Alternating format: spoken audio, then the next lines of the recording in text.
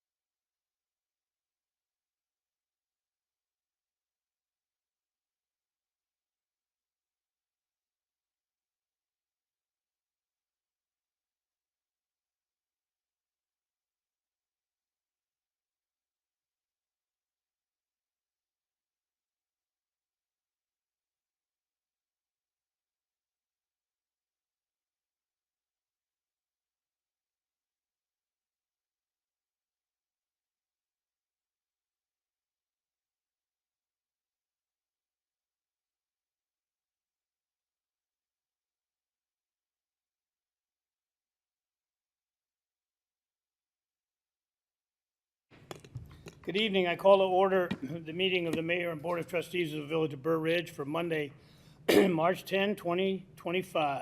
Can I ask Wendy Francis to lead us in the pledge? I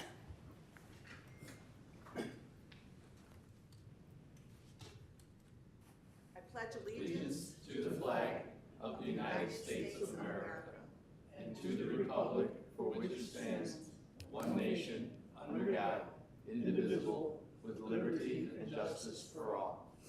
Thank you, Wendy. Trustee Mittal gave the appropriate notice to me and Evan. She is away and she's on Zoom, so I need a motion to allow Trustee Anita Mittal to participate via Zoom. So moved. Second. Any discussion? All in favor? Aye. Any opposed? That passes. Hello, Anita. Hi, how are you? Okay, so with that, Madam Clerk, roll call. Trustee Francis? Here. Trustee Schiappa? Here. Trustee Paveza? Here. Trustee Snyder? Here. Trustee Mittal? Here. Trustee Smith? Here. Mayor Grasso? Here. Everyone's here. We have no presentations or public hearings tonight, so item 4 is the consent agenda. An item shall be removed from the consent agenda at the request of any one trustee or anyone present at the meeting. Those items marked with an asterisk are considered to be on the consent agenda. A roll call shall be taken on the approval of the consent agenda and recorded in the minutes as an omnibus vote. If an item is removed from the consent agenda, it will be discussed by the board, open for public comment, and voted upon during this meeting. 5 minutes. A, approval of regular board meeting of February 24, 2025. B, receive and file plan commission meeting of January 20, 2025. And C, receive and file plan commission meeting of March 3, 2025. Under ordinances, B, approval of an ordinance amending sections 6A4 and 6A5 of the Burr Ridge zoning ordinance to require a special use for overhead doors measuring 10 feet in height for attached garages in residential districts, Z02 2025, text amendment, attached garage door height. 7, resolutions, approval of a resolution supporting the Village of Burr Ridge Invest in Cook grant application for the German Church Road sidewalk connection to schools and transit. 8, considerations. C, concurrence in award of contracts and approval of spending authority of $170,000 to the Village of Hinsdale for the construction of the Elm Street Interconnect. D, approval to direct staff to prepare an ordinance approving an amended special use, Z03 2025 60 Shore Drive, Nadaf. E, approval of award of contract for purchase of a set of 4 sterile Coney mobile lifts to SLE Technologies, Inc. of Maxwell, Indiana, in the amount of $47,947.50. F, approval of award of contract for purchase of concert stage from Stage Line Mobile Stage, Inc., Quebec, Canada, in an amount not to exceed $180,000. G, approval of fiscal year 2025 third quarter budget amendments. And H, approval of vendor list dated March 10, 2025 for fiscal year 2025 in the amount of $293,581.07 for all funds, plus $244,711.77 for payroll period ending February 15, 2025, for a grand total of $538,292.84. With that, can I get a motion to approve the following items on the consent agenda? 5, A, B, and C, 6, B, 7, A, 8, C through H. So moved. Second. Any discussion at the board level?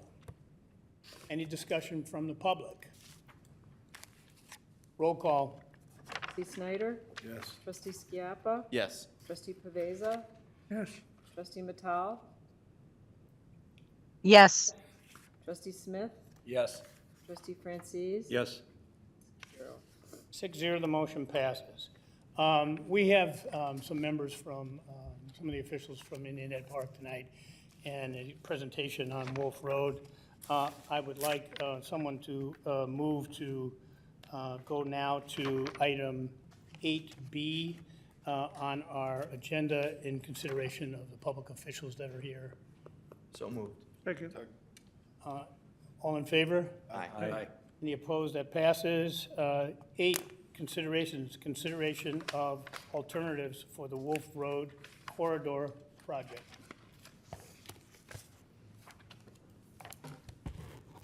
Hello. Good evening. Thanks for having me tonight. I'm Matt Gadziak from Strand Associates, and I'm here to provide an update on the Wolf Road project. So I'm going to go through a couple slides on the screen from our Wolf Road public meeting that we had back in December of 2024, and then provide an update on some of the public feedback that we received at that meeting, and then ask for some input for what we are looking for as a study team. So I'll go through the slides now. Okay, so the study history. So the improvements along Wolf Road, we started looking at it back in March of 2019, where Indian Head Park began a feasibility study to evaluate adding a sidewalk and/or a shared use path along Wolf Road within their municipal limits, which were 72nd Street on the south up to Plainfield Road on the north. And the funding for this was provided from a Invest in Cook grant from the Cook County Department of Transportation and Highways. And then between March and November of 2019, Strand was doing the study, and the conclusion of that was that the addition of these pedestrian improvements through a sidewalk or a shared use path would be better accomplished in conjunction with other corridor improvements, such as improving the drainage, improving the pavement, and kind of making other changes along the corridor. So with the support of Cook County, we started scoping out a much more comprehensive study, which kind of rolled into this phase 1 preliminary engineering study. And that was to evaluate roadway, drainage, bridges, and safety and other improvements along the corridor. As part of that, we also expanded the study limits beyond just Indian Head Park so that it would go from one Cook County route to another Cook County route. So that was why it ended up being from 79th Street on the south up to Plainfield Road on the north. So while Indian Head Park is still the lead agency on this project, because we expanded the project limits, it does involve a portion of Burr Ridge, which is why I'm here tonight. So from when we started in fall of 2022, or fall of 2020, up to April of 2022, that was when we had our first public involvement meeting at Indian Head Park Village Hall. And that was to present some preliminary alternatives that included roadway improvements and then also some options for bicycle and pedestrian accommodations. And that meeting was very well attended. We received over 300 public comments at the meeting, and what we heard was that the public just needed to have more input in the study process. So what we did was came up with a more comprehensive public involvement approach and kind of evolved that part of the project as it continued. So that was in fall of 2022, and from then until now is when we have kind of been in the re-emerged phase of the project. So Cook County provided additional investment to support the public involvement process, which involved establishing a formal public involvement plan, which kind of detailed how we were going to be interacting with the public and in what formats and how we were going to be kind of engaging them better. That involved launching a study website, offering additional feedback opportunities from the public, and then we also established a corridor advisory committee. So that had stakeholders. I think there's about 25 people total on the committee. People from the school districts, the park district, Burr Ridge was part of it, and it really got stakeholders, in a room in a smaller setting. So it wasn't hundreds of people at a public meeting, but there was 25 of us, in a smaller group working through things. And that's how we kind of evolved and came up with refined preliminary alternatives to get more feedback on. If you go to the next slide. So what I'm going to talk about now is kind of the alternatives that we ended up with. So with the alternatives, there is a consistent roadway configuration is proposed across the 3 alternatives that I'll talk about tonight. And that is there's one northbound travel lane, one southbound travel lane, and a two-way left turn lane with dedicated left turn lanes at the intersections. And that lane configuration has curb and gutter with an underground storm sewer system. So the picture on the screen in the bottom right kind of shows an example of some of the dimensions and what the roadway would look like. This is a change from the existing corridor, which only has one northbound travel lane and one southbound travel lane. There's not that two-way left turn lane in the middle, and there are open ditches. So whenever it rains, water just kind of runs off into the ditches and is not really well drained. The differences across the alternatives is in that next set of bullet points with the off-street pedestrian and or bicycle accommodations, which I'll talk about more in the next couple of slides. So that includes if you go back for 1 second, the options include a 5-foot sidewalk or an 8-foot wide shared use path. And with those, there's a minimum 5-foot buffer between either the sidewalk or shared use path and the curb and gutter. So I'm going to talk about essentially two different options tonight. Alternative 1 and Alternative 2 in the Burr Ridge section are exactly the same. So you can consider Alternative 1 and Alternative 2 pretty much the same. Alternative 3 is different. But in the Burr Ridge section, I think the map on the right side of the screen illustrates it best, where from 79th Street up to 72nd Street, there are some existing sidewalks. So what we are proposing in this alternative is to maintain that existing sidewalk where it's at, which is in the orange on the screen, and then there's some pink lines that are showing in where we're filling in the gaps. So between 79th Street and 72nd, there would be consistent sidewalk on both sides of the road. And again, that would be 5-foot wide sidewalk with a 5-foot wide buffer offset from the road. And that buffer is a minimum. So if the existing sidewalk is further away from the road, we would be maintaining that offset. But it does vary, so we're kind of cleaning things up and having it be at least 5 feet offset from the road. Alternative 2, as I mentioned, is kind of the same thing. The difference between Alternative 1 and Alternative 2 is just north of Joliet Road, where we were providing some different options within the Indian Head Park boundary. But don't have to dwell on this too much more because in the Burr Ridge section, it's exactly the same. And then if you go to Alternative 3, this is where we have a difference. So this is where we are introducing a shared use path. So again, focusing on the south part of the corridor between 79th Street and 72nd Street. Now this option has a 8-foot wide shared use path on the west side of the road. And then on the east side, we are maintaining that sidewalk, filling in the gaps where necessary. And then that shared use path would continue north into Indian Head Park up to Joliet Road, cross over to the east side of the street, and continue on the east side up to Plainfield. One slide just talking about why we made the changeover.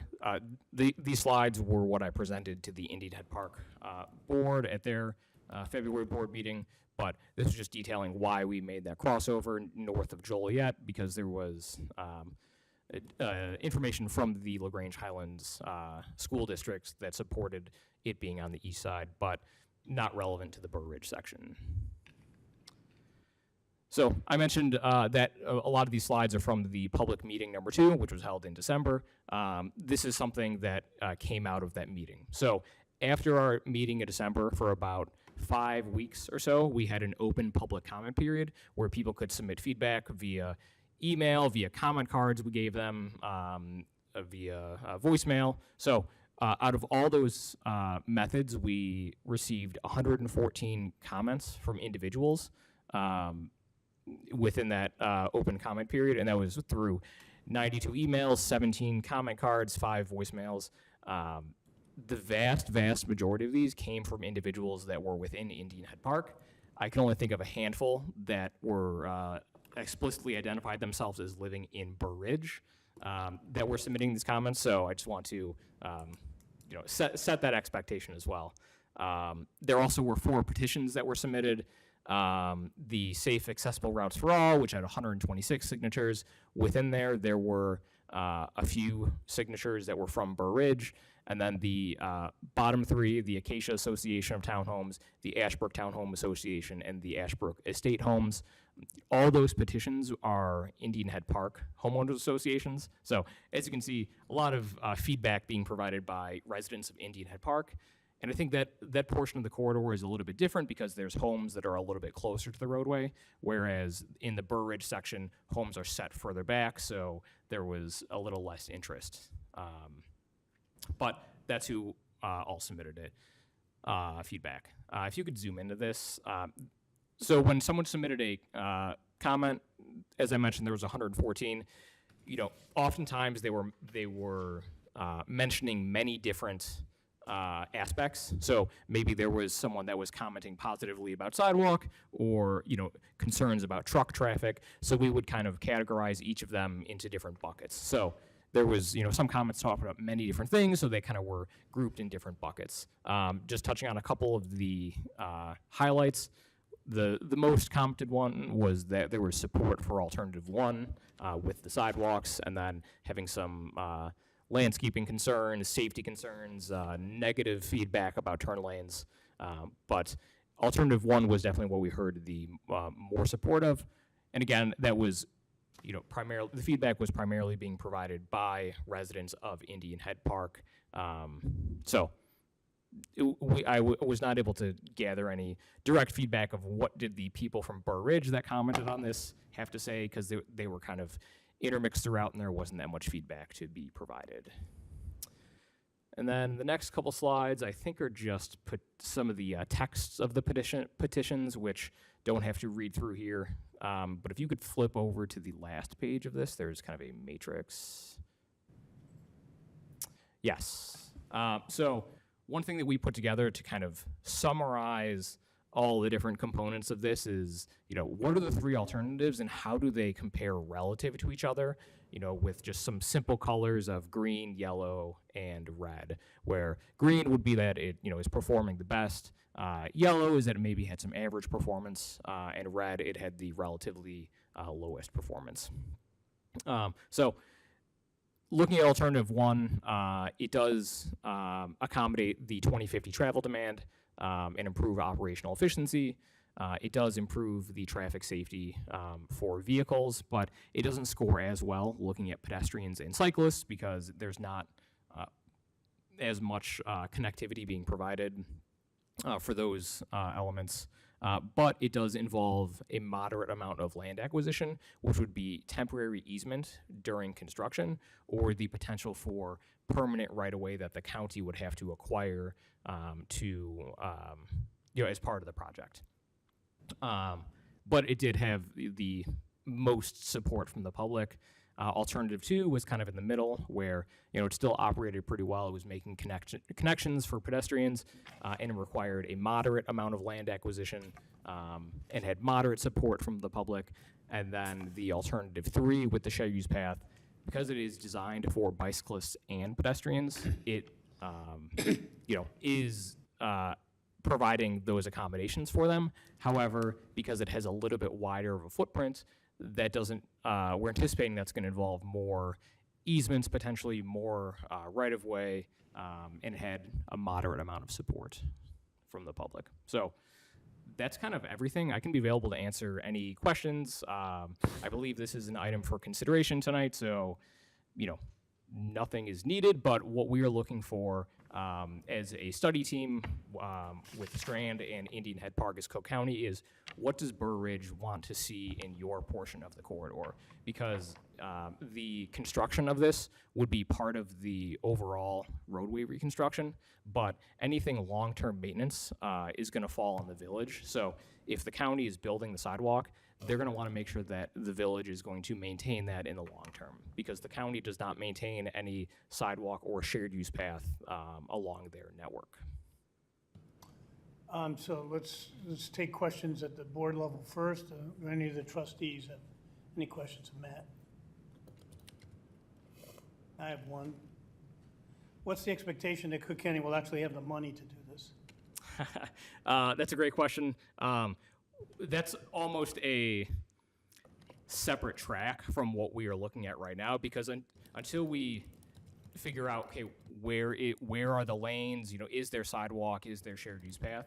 So we're trying to figure out what the corridor can look like, and then the county is taking the lead on finding funding sources. If there's funding sources out there for sidewalk projects, they'll go out and apply for that. If there's funding sources for bridge projects, they'll kind of piece the funding sources together. But right now, the construction of this is not funded. They've only funded this first stage to study what the corridor needs. So it's not funded long term, but what we estimated for the second public meeting is that we think it's going to be at least a $30 million project. So that's a big hit to any agency. So For Western Cook County, outside, really, anyhow. Not that I'm a cynic, but I wouldn't want to spend a whole lot of time on something that,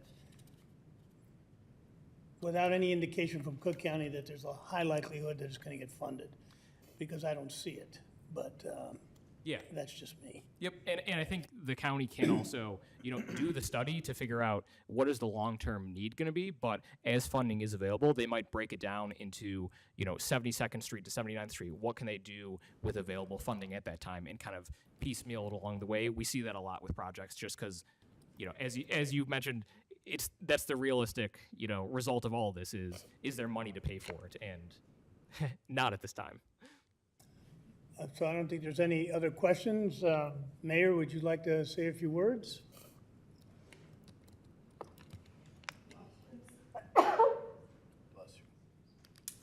I just wanted to thank Burr Ridge's involvement in our corridor advisory committee, Guy, trustee Franzi, and also ex-trustee Grella, who was a former trustee in Burr Ridge, participated in the corridor advisory council, and we appreciate your feedback. I agree that there's going to be funding challenges. We also have the Plainfield Road redesign project that also you are involved in, from County Line Road to East Avenue, which also is not funded yet. So we appreciate you looking at this information and want to be open to any feedback that you or your residents have. And we thank you for having us this evening. Thank you. Well, you're welcome, and from our side of it, whomever you need information from, Dave or anyone else, we'll be a good neighbor and weigh in whenever you want the information. Well, Dave and Evan have been part of the process. They were also at our meetings. So I forgot to mention that they've been involved. They've been involved in our email and correspondence and providing their feedback from their perspective, representing your residents and your board. So we appreciate that kind of dialogue and look forward to, hopefully, the road is in bad condition. It needs to be redone, just as Plainfield does. So we're hoping that we can find the funding somewhere, either in a phased approach, whatever we can do to get the roadway looking better than it does today. So thank you. You're welcome. Yes. Question for Ms. Wittenberg? Question? Oh, we have a question. Sorry. Which alternative does the Village Board of Indian Head Park and the trustees support? We just met at our committee of the whole meeting 2 weeks ago, and the board feels that alternative one is the best option for the village. So we are making that recommendation to the Cook County Department of Transportation in a letter that will be going out in the next week or two. So would it help if you had a letter of support? Absolutely. I think that's probably where you were going. So Yes, that I'd would like to be remind great. this board that the Village of Indian Head Park stood with the Village of Willowbrook, the Village of Burr Ridge, and other nearby communities in condemning the continued operations of Sterigenics and the support of the closure of Sterigenics in Willowbrook. Also, the Village of Indian Head Park has stood with the Village of Willow Springs, Village of Burr Ridge, Pleasantdale School District 107, and Pleasantdale Park District, supporting the current residential zoning for the LT property in Willow Springs, and is against the sale of Willow Springs LT property to an industrial developer. So I ask that this board would stand with the Village of Indian Head Park and support option number one. Do we have consensus on that? I think we do. So Evan, would you coordinate a letter of support and have it submitted when Indian Head Park wants to submit its letter? Great, thank you. Thank you for your support, trustee. Appreciate it. Sure. Anything else? Okay. Anything more we have to do tonight? Not on that agenda, no. Okay. This is good, and we'll write up a letter. All right, so let's go back. That takes us to item 6A, consideration of an ordinance amending sections 3510, 100.2, 35-11, 208H, and 3511, 1512, and establishing section 3511, 1600, motorized play vehicles of Chapter 35 Motor Vehicles of the Burr Ridge Municipal Code, rules of the road regarding bicycles, electric scooters, and motorized play vehicles. Evan? Thank you, Mayor. I'm going to invite Deputy Chief Dave Allen to come up and assist with this discussion. So, as you recall, the staff prepared an ordinance for original consideration for the board back in November. That essentially had, we're calling it more laissez-faire approach to this issue. More items were permitted in that ordinance. This ordinance is more restrictive than that ordinance. In effect, what it does is it continues to prohibit bikes being used on sidewalks and pathways. That's public sidewalks in the village. They currently must be permitted for use on streets per state law. And there are some rules that come with that. Single file, can only ride so far from the side of the road. So if you see bikes on roads, that is permitted. And that also applies to electric bikes as well. However, what this ordinance does is it prohibits electric scooters on both public roads and sidewalks. So both of the main roads of public thoroughfare in the village of Burr Ridge. It does not talk about private. We do not have the authority to regulate private. So if you have a private street or a private sidewalk or just private property, that does not apply to this. It also talks about something we're calling, again, motorized play vehicles. And that is a catch-all term for anything that's not an electric bike or an electric scooter. And that might be a go-kart, a single-wheel hoverboard. You know, there's a litany of things out there. But essentially, those are going to govern the same way under an electric scooter. So again, prohibited on sidewalks and roads on public spaces in the village. This would go into effect immediately per this ordinance. You do have the opportunity to have an effective date of your choosing if it's not tonight, should this be something you want to approve. The penalties for this would still be the same as the original ordinance we drafted. This would be handled through administrative adjudication right here in this room. Fines can range from $100 to $750 per day per violation. There's also parental liability at stake here to say that if a minor commits offenses, the parent can be held responsible, and that's something that's held in state law. Deputy Chief and I can answer any further questions to help facilitate discussion tonight. But I'm going to turn it over to you, Mayor. Thank you. So first of all, have we received comments from the public, from the residents? I've only received 2 in the last 4 months. 4 months, is that it? One was generally saying to do this type of thing back in December. We received another one tonight generally saying keep things unrestricted, and that was passed out in front of you tonight. That'll be added to the board packet after tonight's meeting. Yeah, and so do we think we've had enough discussion yet of this, or enough feedback from the residents to take a stance tonight, or should we get more information out, including what Deputy Chief will tell us, and see if the residents will come out and take a position one way or the other on this? I think it's a concern. I'm glad we're addressing it. I think I certainly have had the instances where I'm getting passed, sometimes in a car, by people on, scooters, on sidewalks, and not only in our village, but neighboring villages. And it just seems to be proliferating that I have to assume parents are allowing their children to have these types of vehicles, motorized vehicles that are getting pretty close to something you'd need a driver's license to operate, and at speeds that require or may require pretty quick reaction time and could end up in not only an accident but serious injuries. So, I don't want government to be involved in everybody's life, but this seems, at least to me, to be a public safety issue. So I'd like to have a little discussion about it tonight and see if we want to have more input from the residents or take action tonight. So, Deputy Chief, why don't you tell us your views on this? Sir, thank you, Mayor. On behalf of Chief Loftus, he's enjoying a vacation, well-deserved vacation today.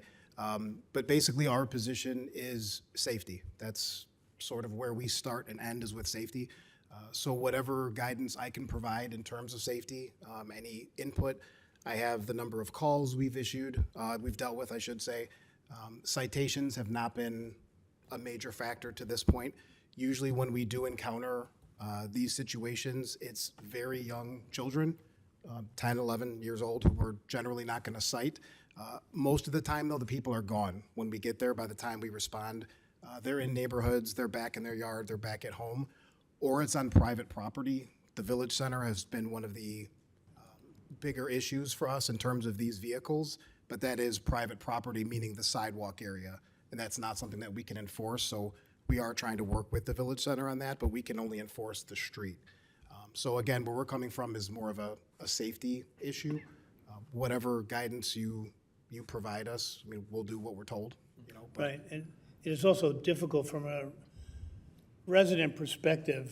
For example, thank you for pointing that out. A resident probably wouldn't understand that we can't enforce it in the Village Center, yet it's in the Village Center where somebody could be zooming down one of the sidewalks or streets and really cause significant problems.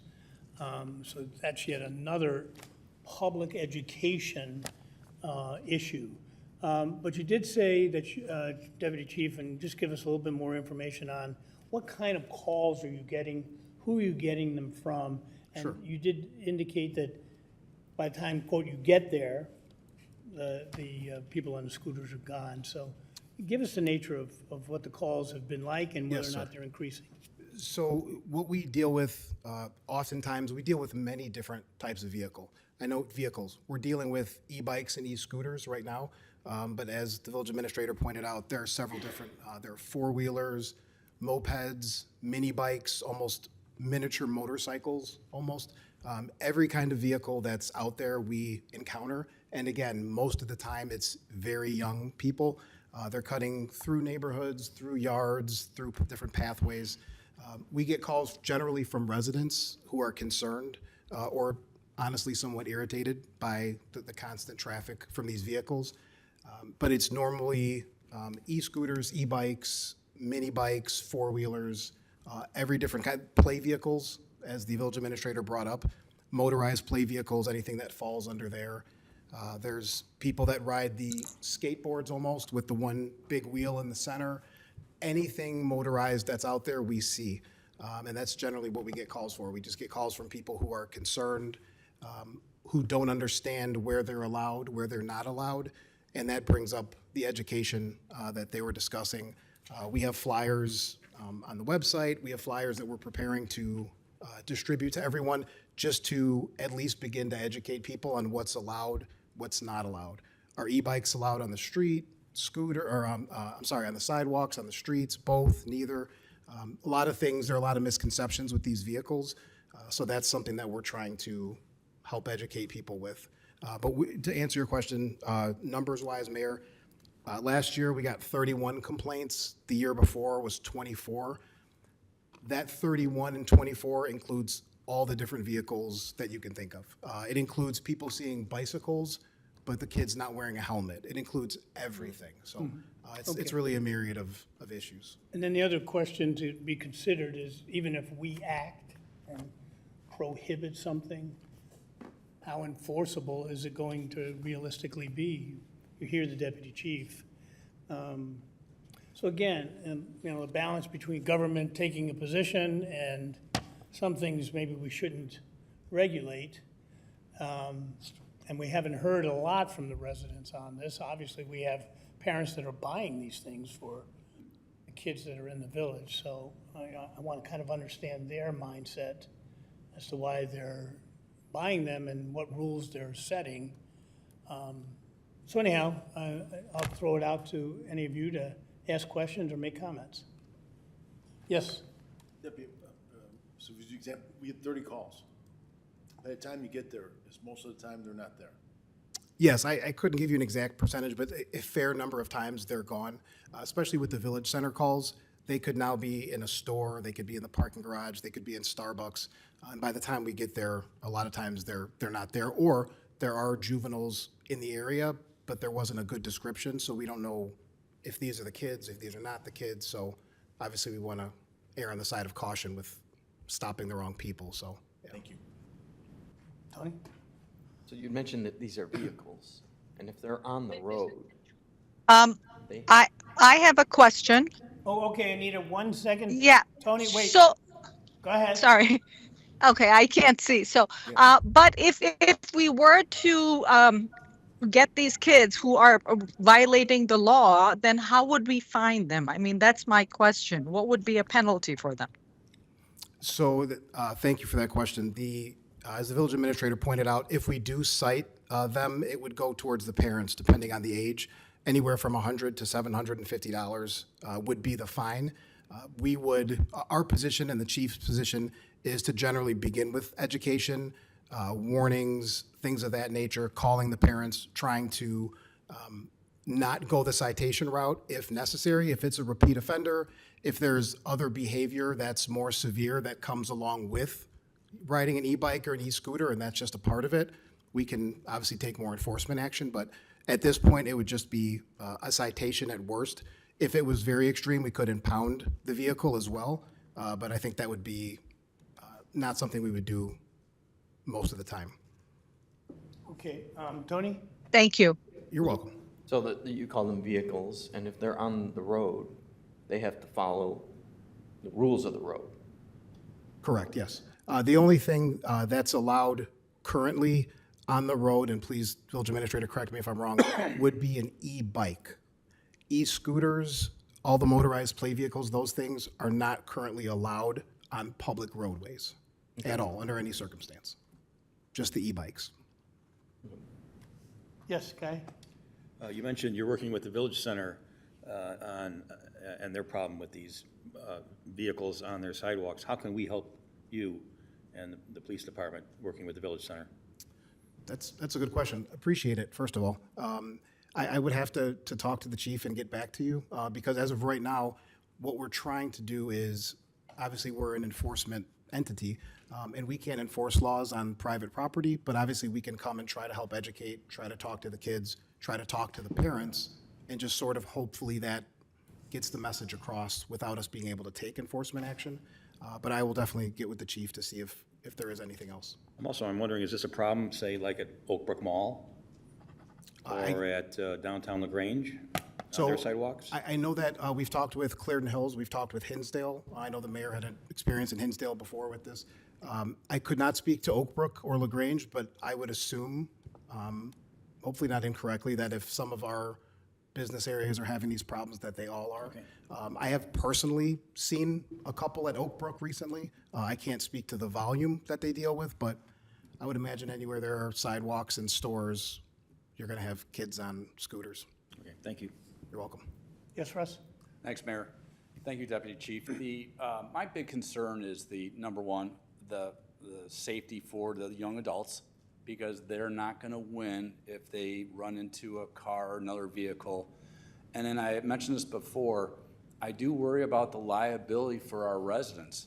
You know, you're driving a car, you're minding your own business, and the way that some of these youngsters operate these e-bikes, toys, whatever they are, you know, if you run into one of these youngsters with your car, you're going to have a huge legal issue on your hands.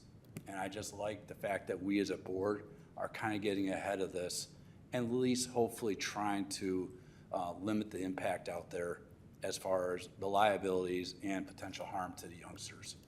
So thank you. Tony, one more? Yeah. Evan, are there other villages in our area that have passed ordinances for this? Yeah, so Clarendon Hills has done pretty much exactly what's in front of you, which is a total ban. Hinsdale, I think, is pretty much a total ban. So I would say predominantly communities that have taken action on this are leaning towards something that is in front of you tonight. Okay, thank you. And then it would be easier to go total ban, at least there's no wiggle room that way as to what it really means. And then I do like the approach that the chief and the deputy chief would be taking with the residents, especially of giving warnings, working with the parents, hopefully educating them at least for a period of time, a grace period of time, because we're not looking to fine people $100 or anything like that. As Russ pointed out, we're trying to be safe and safer here. Can I ask our wonderful attorney a question? Yes. If we went to the village center and asked that our officers could go on private property, does that get us in any kind of, do we have wiggle room if the village center approves it? You do have the ability to enter into an agreement with a private property owner to do traffic enforcement on their shopping center areas. That's another, It solves that problem. yeah, but I don't know how selective we can be about that. But it is something we should look into to see. I'd like to get the chiefs and the deputy chiefs' input before we do that to see how much more police power it might be needed, but certainly something we should look into. Yes? Guy? So last time we discussed this issue, I asked if we could age restrict the e-bikes, and I was told you'd get back to me on that. Is there any further information on being able to age restrict e-bikes? I'm pretty sure we can't. Yeah, based it's on what I pretty can tell. much what was stated the last time, I think, when Chief Loftus was speaking on it. There's certain categories that Right. require licenses, but beyond that, we can't And then do clarify. anything other than with respect to these other types, these hoverboards or whatever, we can regulate those because those are not Okay. governed by the vehicle code. All right. And also, you mentioned educate. So I'm assuming you mean educate the parents, the riders, and the residents, correct? Yes, sir, that is correct. Thank you. And there is, just to add, there is one age restriction with the Class 3 electric bike, which is the fastest with the biggest motor, and that's 16 years old. So to ride that Class 3, you have to be 16 years old throughout the state of Illinois. And does that bike say Class 3 on it? It might, and maybe nowhere we would be able to see, maybe in tiny letters, but Exactly my Yeah. point. Okay, thank you. yes, sir. All right, with that, I suppose I'll entertain a motion to approve the ordinance, or direct staff to draft the ordinance, yes? Is there any public comment? Thank you, appreciate that. Is there any public comment?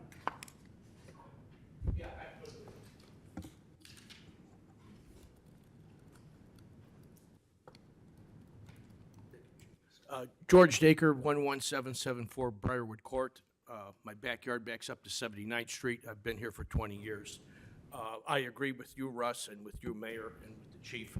I think these bikes are ridiculous. They're totally unsafe. If there were some older people perhaps riding them around leisurely, I would accept them. But we seem to have a problem in the village. The kids I see going up and down 79th Street are junior high boys. They're very disrespectful. I've asked them to, and they don't listen to me. I've called the police several times, always professionally responding, but of course, their kids are gone or whatever. And I hate to say this, but with all the traffic, how it grows here every year, we need to, there's an accident looming, and we just need to stop this. These aren't licensed. There's no lights on them. I might drive home right now and see a couple of them. There needs to be an ordinance like in Hinsdale and just abolish it. And I hate to be a party pooper, but I think it's for our safety. Thank you. Right, and to Russ's point also, it's people who are driving a car. I mean, I was driving over the bridge, I-55 bridge, and three of them were going with traffic, up County Line Road. If an accident happens, as Russ also points out. Gary, many times they go right down the middle of 79th Street on Saturday or Sunday. Right. They have no respect for the law. And they're being kids. We were all there. We're indestructible until we're not. And so I'm glad the board is taking this up tonight. And it would seem to me that there's really no middle ground. It is either all or nothing, and I think it's more prudent to be as restrictive as possible and then work with the chief and the deputy chief to educate the residents, especially the parents that have given these vehicles to their children, to understand how serious this could end up, limiting you know, in the worst situations, limiting their lifestyle if they get hurt badly enough. I'd be in favor of it passing tonight and being as restrictive as possible. We have another, Mary, come on up. Mary Bradley, Really? 121 Surrey Lane. I have a question. Use the microphone because it also is Okay, recorded. I'm sorry. I'm my age. I'm thinking of County Line Road, Plainfield. There's some pathways there behind, from Carriageway over to Plainfield. There's a pathway. I mean, my husband, we're not riding bikes anymore, but up until about a year ago, we were. And we would use those pathways for our regular bicycles. And the way I'm reading this, we can't use those anymore. And those are busy streets. I don't want to be on the street. I don't think we're telling people on bicycles they can't use those paths. Well, I Yeah, don't we know. are. That's what Yes, we are. all bikes must be used Pedal and on electric public are roads. prohibited. And that's the I way. use them too, by the way. And that's the way the rule currently is. That's not a change, to clarify. The rule in the village today, prior to any approval that may occur, is that bikes are not permitted on public pathways or sidewalks anywhere in the village. That's surprising. I did not know. Well, when you that. see me on my bike, don't report me. And then the only other thing is like in Carriageway, we don't have sidewalks at all. And I do see 8 and 9-year-olds on these little scooters. They're not as fast as what I hear you talking about, but does that mean they can't ride those on the street at all? Yeah, I think that's exactly what it means. They can't ride those on the street at all. Now, I suppose if they stayed in the neighborhoods where it's safer, Yeah. you know, officer might stop someone and educate them and I was give gonna somebody say a because- warning.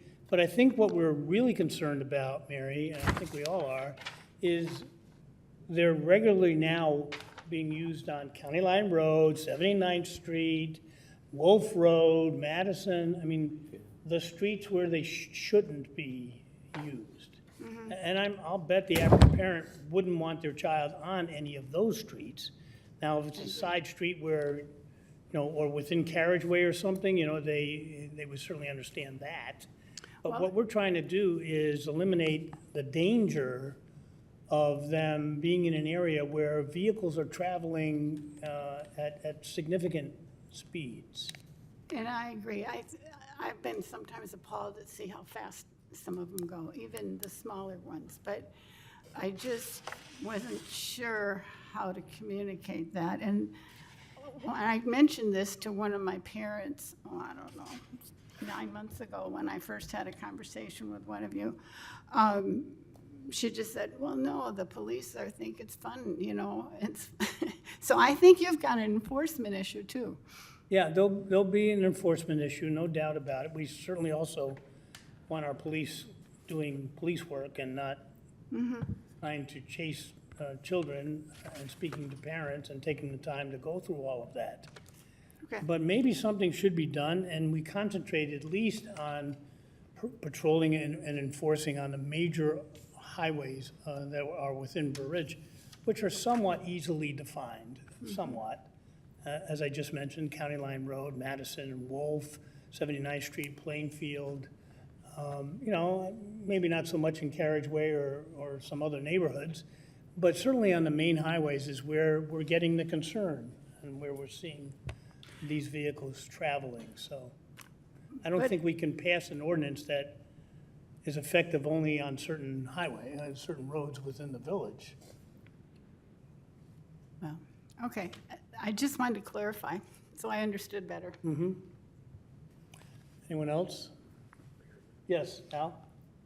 We hear, we hear the problems that they create for other traffic. Are there any records of the injuries of these kids falling off and how they're getting hurt in that? No, sir, we don't have any of that data. Pardon? No, we don't have any of that data. I don't remember us responding to any injuries, but I couldn't say for sure. You know, just throwing it, the alternative to the ordinance would be a public awareness campaign. you know, to the extent that we want to have staff and the police and others trying to make the parents understand that the children cannot be on the major highways or really anywhere in the village, and see how that's responded to. We could maybe try that first and then an ordinance, because I do think the ordinance is going to be hard to enforce. Any thoughts on that, Mike? Well, enforcement's always an issue with, when younger residents are the violators, so. Yeah, I think, Mayor, if I'm sorry. Wait, someone you want to comment? So you have to come up, please. This is Ursula Galika. Good evening. I think it's a bigger problem than most people Sorry, what think. was your name? Ursula Galika. I mean, we live on a circle drive. We walk daily for about an hour, and the area leading towards the village center is always full of these type of vehicles. And it's not just kids, it's not just teenagers, it's adults in golf carts, it's adults in kids' cars with the kids on roads. And I mean, we really walk a lot, and we have kids and teenagers flying by on e-bikes, on all kinds of electric vehicles that are for kids, right? So they usually go really fast. If you wanted to catch them, you wouldn't be able to. If you say something to them, they don't pay attention. We see all kinds of different kids. It's not always the same kids.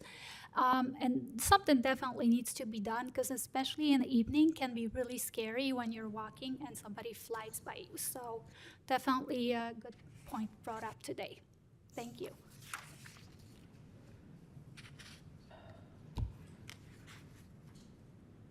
State your name, please. Yeah, Wendy Franzese, for anybody who doesn't know that already. I just wanted to also mention, because it came up about that it might be a little safer for these kids in, neighborhoods as opposed to the main highways, the main roads.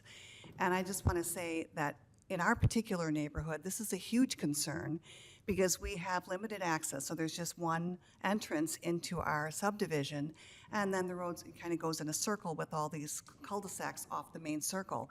And these kids on the e-bikes and go-karts and all, I just go flying around the neighborhood. And it is really, I'm frightened for the kids, but I'm frightened for the residents and the adults too, because we had a friend visiting us, and he went to back his truck out of our driveway to leave. He looked carefully, started to back up, and then one of these kids on a go-kart came flying around the corner, and he could have hit him.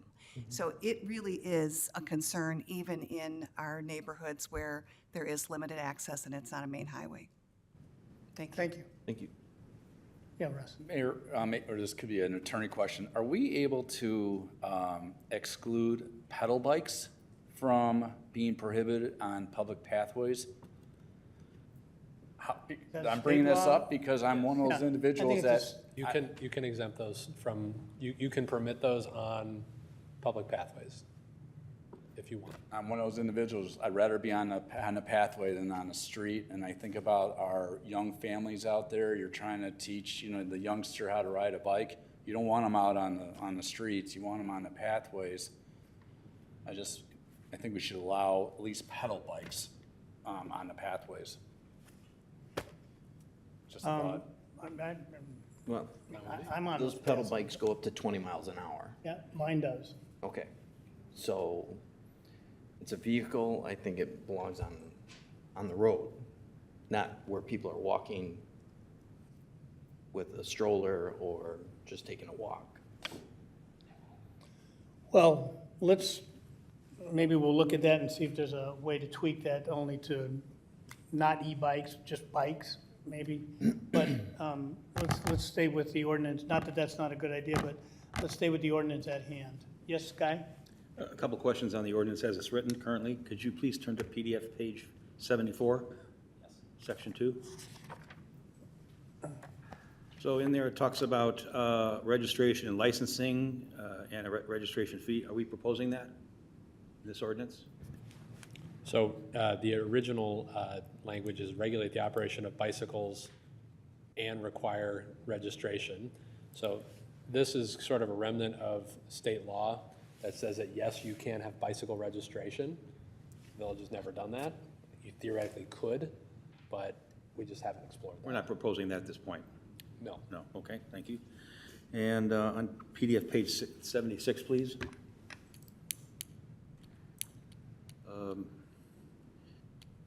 Section, scroll up, please. Find it here. I'm sorry, section A, down below. In accordance with state law, low-speed electric bicycles are permitted to be operated on public streets and roads within the village of Burr Ridge, but it doesn't say where they're prohibited.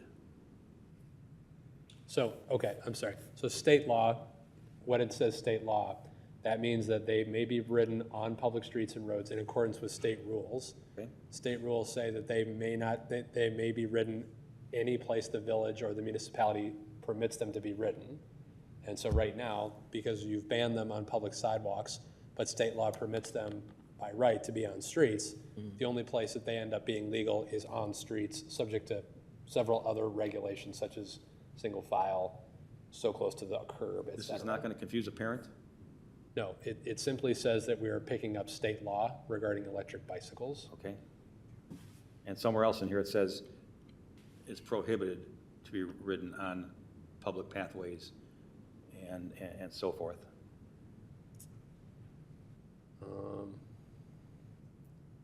There's electric scooters that may not be, that it shall be. I'm specifically talking about low-speed electric bikes. Okay, let me.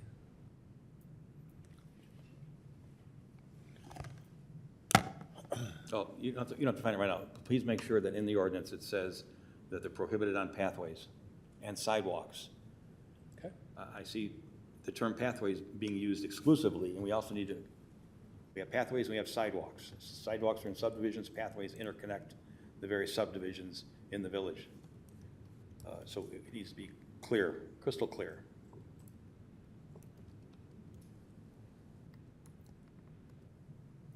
Well, what's the consensus? Does everyone, number one, want to pass an ordinance that restricts these motorized vehicles? Two, do we want to tweak any of this language now or pass it the way it's been presented? Although, Evan, if we passed it tonight, it would require registration of bikes and. No, it would not. Okay. You'd have to set up a separate registration program. That would be in a separate ordinance then. Thank you. Pass it tonight, we're preparing an ordinance. We'll see it next. Right. next meeting. No, So- you can approve an ordinance tonight. You may approve this ordinance tonight as it's written, should that be your direction. Okay. Well, let me start with that. Do I have a motion to prepare the ordinance, to pass the ordinance as written? So moved. Second. Okay, any further discussion? Mayor, Yes. I would ask that the wording pathways and sidewalks be included together in the ordinance. And also that we address Trustee Smith's concerns about bicycles on pathways at a future date. We address that separately. So you're amending, your motion is as amended, right? And Tony's your second as amended?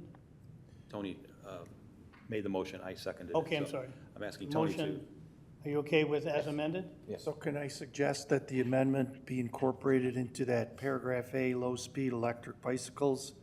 In accordance with state law, low-speed electric bicycles are permitted to be operated on public streets and roads within the village in accordance with state law, and add a sentence that they are prohibited on public pathways and sidewalks in that same paragraph. Are you comfortable with that? Yes, Trustee thank you. Francis? Yes, thank you. Yes. Okay, so that's the motion. Any other discussion? Any public comment? All right, roll call. Trustee Skiappa? Yes. Trustee Francis? Yes. Trustee Smith? Yes. Trustee Matal? Yes. Trustee Snyder? Yes. Trustee Paveza? Yes. 6-0, that motion passes. Okay. Takes us to the last substantive item on the agenda tonight, 8A, consideration of final draft fiscal year 2026 budget. Evan?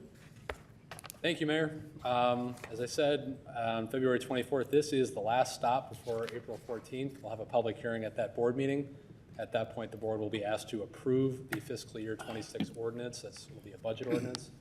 We have a very small number of just revisions, just to note on. There's nothing crazy, critical.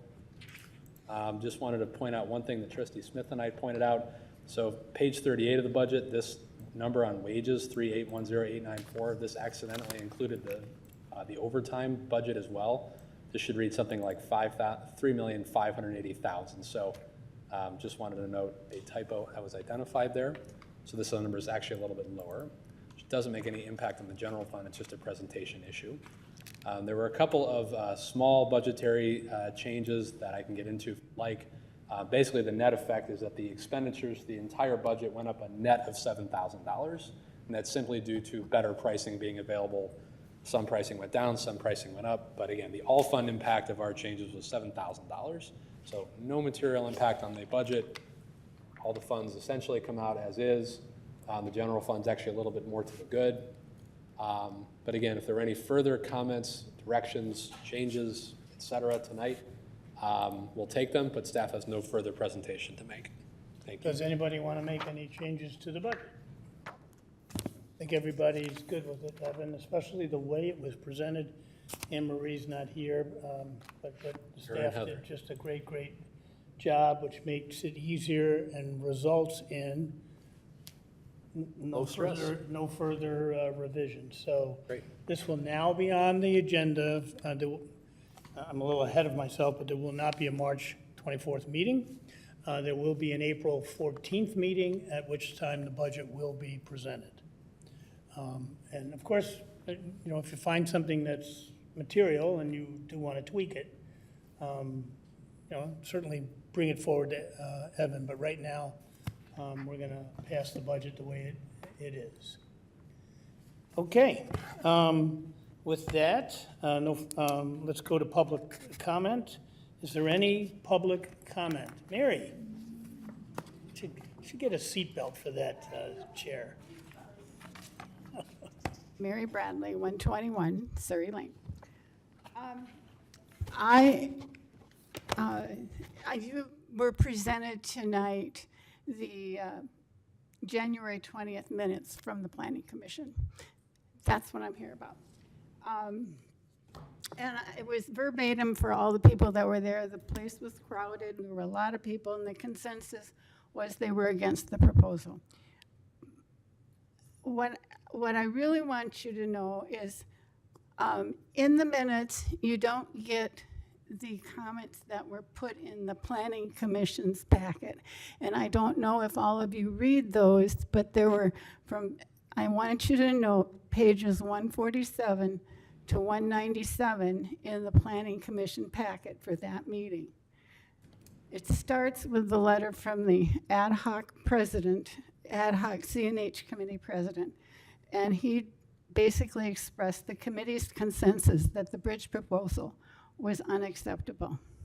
In addition, there were 20-some residents from Fieldstone, Carriageway, Chestnut Hills, Savoy Club, Burr Ridge in general, and even 5 from Willowbrook that expressed concern over this project.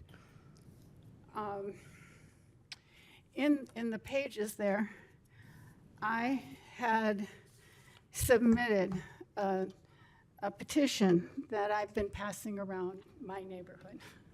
As president of my homeowners association, we've been following this pretty closely. We represent 82 single-family homes and 37 townhomes. We've developed some relationships with the condominiums, and there's 132 townhomes, or condos. So altogether, there's 251 residences in our area. This is the pitch. Can I pass something around to you? Well, just let me, yes, but just let me appreciate your public comment. Absolutely, it's great. Right. But you're speaking on a subject to the board that is not in front of the board and hasn't gotten to the board and somewhat is circuitous of the Plan Commission process. So glad to have your comments, not trying to stop them at all, but they can only be taken in context, and right now, there is nothing in front of the board on the CNH proposal. No. It's just that was the and we don't know if there public will ever be at this point, so, Okay. but, you know, so your comments are, again, a little bit ahead of the process, but appreciated, so yes, pass out whatever you'd like. Okay, it is our thing. We were hoping, I know that at one of the planning commission meetings, the chairman of the planning commission commented that they were in a reactive position rather than a proactive position. And- Which is the correct way to be And, at the and Plan at Commission. some point, we were hoping that at some point, the board can just say, cut it off and we're done with it. Well, that would not be the way a democracy works. Okay. Some other countries might do that, but not this country. Well, anyway, we have a petition. It's online. I can wait and pass this out later, but I just wanted you to know there are more comments that are not in your minutes tonight that are in their packet, and it definitely is. It was amazing how widespread it was around Burr Ridge. Okay, So, so I do appreciate that, and I think the board will take notice of that. Yeah. And then just a comment, I usually don't comment a public comment, but something will probably be on those 110 acres someday. You understand we that? recognize that. Okay, We recognize that. It's just that what they're proposing is not light industrial. And I certainly respect that position. Thank you. Is there any other public comment? Okay, with that, Anita, you're still with us? Any reports or communications? The only thing I want to tell everyone is stay tuned for Armed Forces Day on May 17th, Saturday, 10 a.m. to 11 a.m. In front of the Village Hall. Thank you. Any other trustees, any reports or communications? All right, I just have one. You know, I got maybe a little ahead of myself, too. I did say that there'd probably be some discussion tonight about the potential of a new Village Hall. We're going to still investigate some things. The idea of putting it on a site at the Village Center has a little bit of a hiccup in it. The lender has weighed in, and so right now we have to get some more definition to that. And we also have reduced pricing. I've been getting several emails from residents opposing a $10.5 million building. That might be a little ahead of themselves too. We're not anywhere near that. The revised pricing is somewhere in the mid $8 million range, and that's, again, just a number that's not been obviously even put in front of this board. So we are looking at it. All I can assure the residents is that this village has always been fiscally sound. And we are not going to build a new village hall unless this board is satisfied that it is being done in a fiscally sound manner. So please stay tuned, please weigh in, but just give us a little time to formulate plans, and there will be full public hearings before any commitment to a new village hall is made. And with that, can I get a motion to adjourn to the next meeting, which will be April 14th? Have a motion, second. All in favor? Aye. We're adjourned. Aye.